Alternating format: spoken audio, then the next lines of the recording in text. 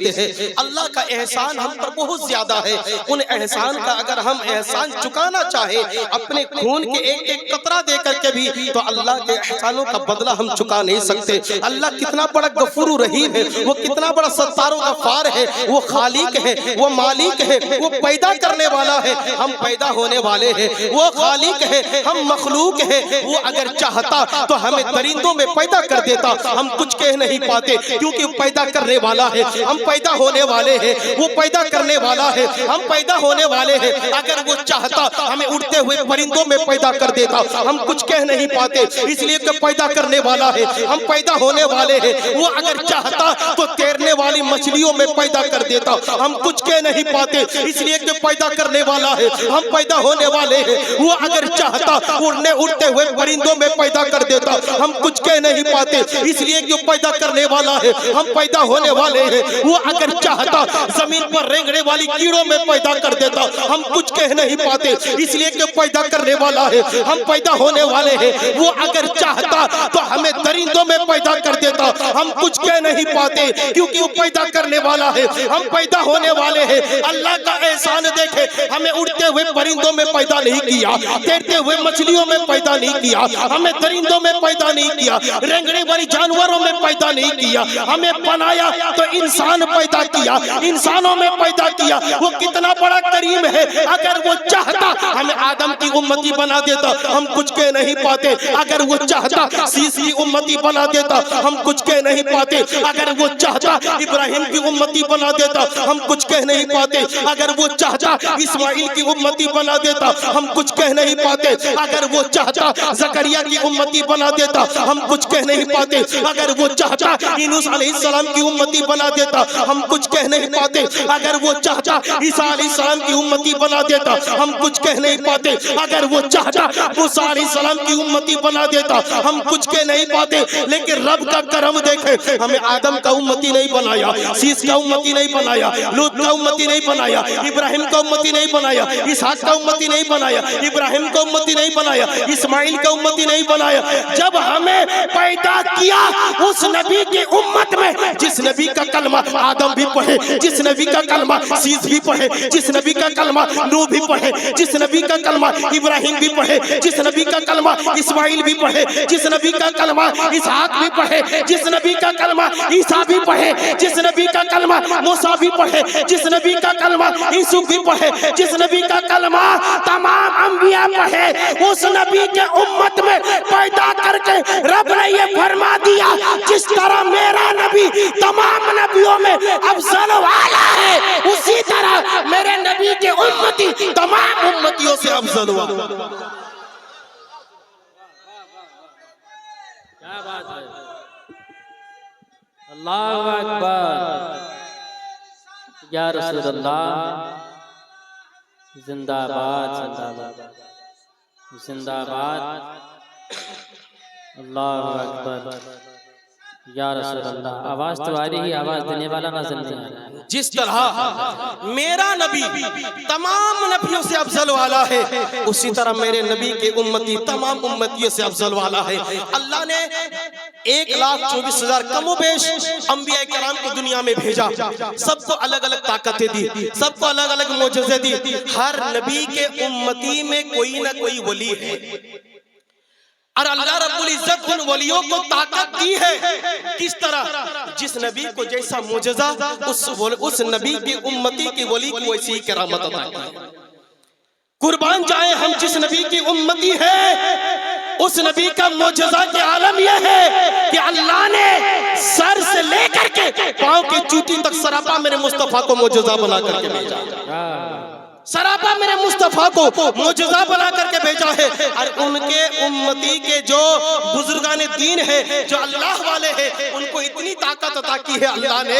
حضرت خواجہ عثمان ہارونی رضی اللہ تعالیٰ عنہ جب بھی نماز پڑھتے, آواز آتی ہے خواجہ اے عثمان ہارونی تیری نماز قبول کر لی گئی, مانگ تو کیا مانگتا, مانگ کیا مانگتا ہے, جو مانگے گا وہی دیا جائے گا.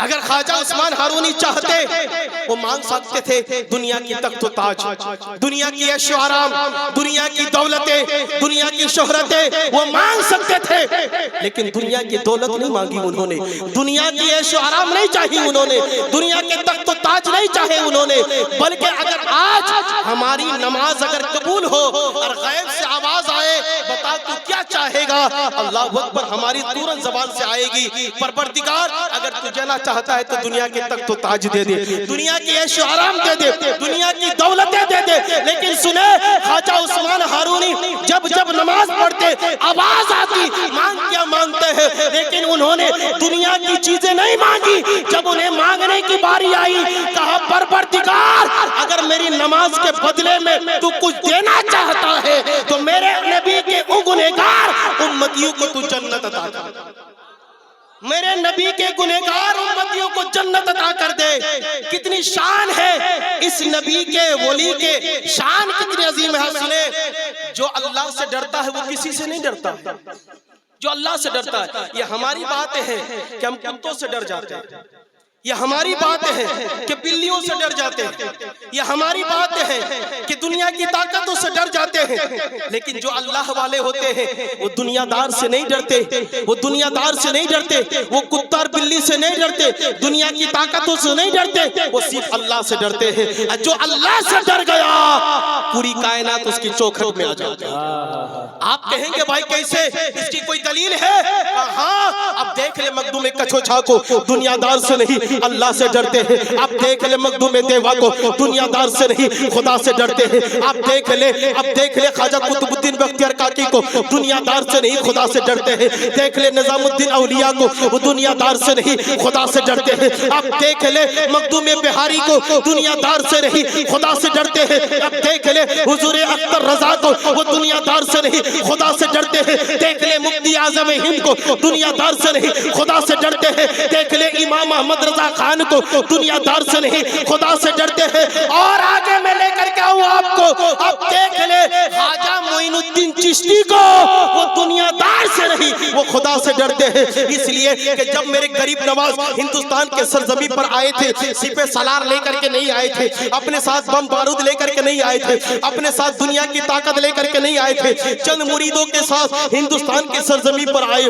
جس وقت پرتھوی راج چوہان کی حکومت چل رہی تھی، جس کے پاس دنیائی طاقت بھی ہے، جس کے پاس سپہ سالار بھی ہے، جس کے ساتھ دنیا کی تمام وہ طاقتیں ہیں، چلو غریب نواز سے پوچھتے ہیں، ایک غریب نواز کیا آپ کو پرتھوی راج سے ڈر نہیں لگتا ہے؟ تو غریب نواز جواب دیں گے، اے مجھ سے سوال کرنے والوں، ارے میں بھی ڈرتا ہوں، پرتھوی راج چوہان بھی ڈرتا ہے، لیکن دونوں کے ڈرنے میں فرق ہے۔ کیا فرق ہے غریب نواز بتا دے؟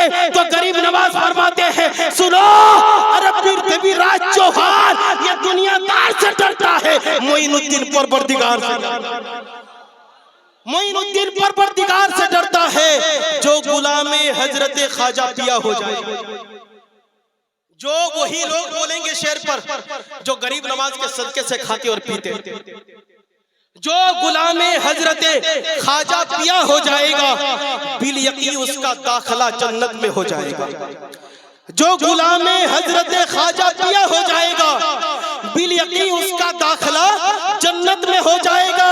اور پرتھوی راج چوہان کے باپ داداؤں نے بھی یہ سوچا نہ تھا کہ ایک کٹورے میں آنا ساگر فدا ہو جائے گا، ایک کٹورے میں آنا ساگر فدا ہو جائے گا۔ آج ہمارے یہ عرس، یہ جلسے، یہ میلاد، یہ جھنڈیاں، یہ ربیع الاول کے جلوس، یہ تمام چیزیں جو نظر آ رہی ہیں یہ میرے اعلیٰ حضرت کا صدقہ ہے۔ میں اس وقت کی بات کر رہا ہوں، آخری بات، اس کے بعد میں اپنی جگہ، اس وقت کی بات کر رہا ہوں جب ہندوستان، صرف ہندوستان نہیں کئی ممالک شامل تھے اس میں، کئی ممالک اس وقت میرے آقا کریم علیہ السلام کی شان پر انگلیاں اٹھا رہے تھے۔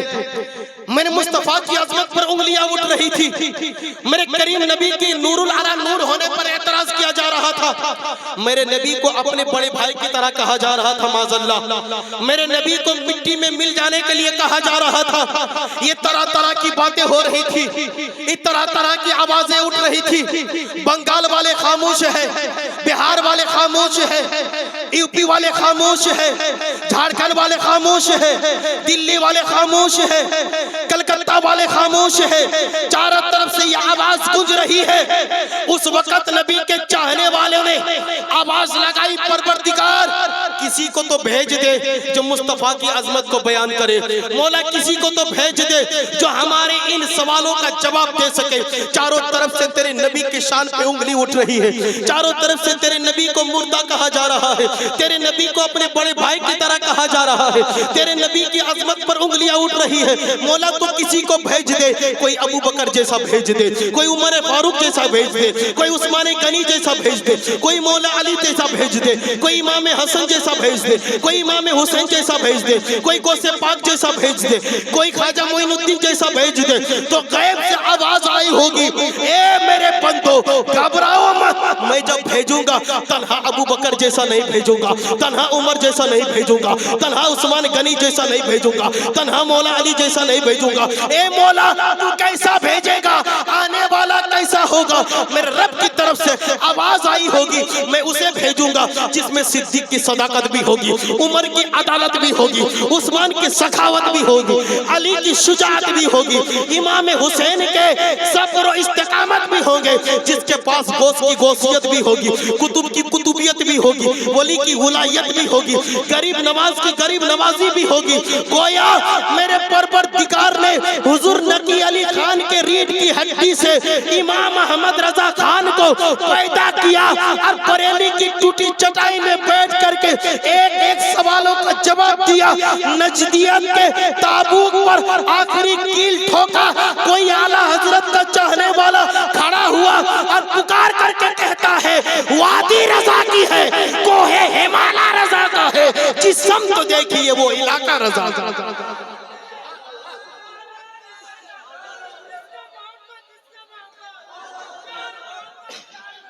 اعلیٰ حضرت، اعلیٰ حضرت، تاج الشریعہ، تاج الشریعہ، اے ماشاءاللہ، کیا رسول، وادی رضا کی ہے، کوہ ہمالا رضا کا ہے، جس سمت دیکھیے وہ علاقہ رضا کا ہے۔ خواجہ بنگالہ کے عرصے میں آنے والوں پیغام لے کر کے جاؤ، ان کے دامن کو پکڑ لو، ان کے دامن سے وابستہ رہو، یقیناً ان کی دامن غریب نواز تک پہنچتی ہے، جو غریب نواز تک پہنچا وہی غوث پاک تک پہنچتا ہے، جو غوث پاک تک پہنچا وہی علی تک پہنچتا ہے، جو علی تک پہنچا وہ نبی تک پہنچتا ہے، جو نبی تک پہنچا وہ خدا تک پہنچتا ہے، جو خدا تک پہنچا وہ جنت میں پہنچتا، وہی جنت میں پہنچتا ہے۔ درود پاک پڑھی، اللہم صلی علی سیدنا سفینا حبیبنا نبینا مولانا محمد البارک، صلاۃ سلام علیک یا رسول اللہ یا حبیب اللہ صلی اللہ تعالی علیہ وسلم۔ یہ خواجہ بنگالہ کا کرم ہے کہ قادری فقیر کو اتنی دیر تک بولنے کی مہلت مل گئی ہے۔ انشاءاللہ پھر اگر کبھی موقع ملے یہ قادری فقیر آپ کو سنائے گا۔ میں اپنی گفتگو کو یہیں پہ اختتام کرتا ہوں۔ وآخر دعوانا الحمدللہ رب العالمین، السلام علیکم ورحمۃ اللہ۔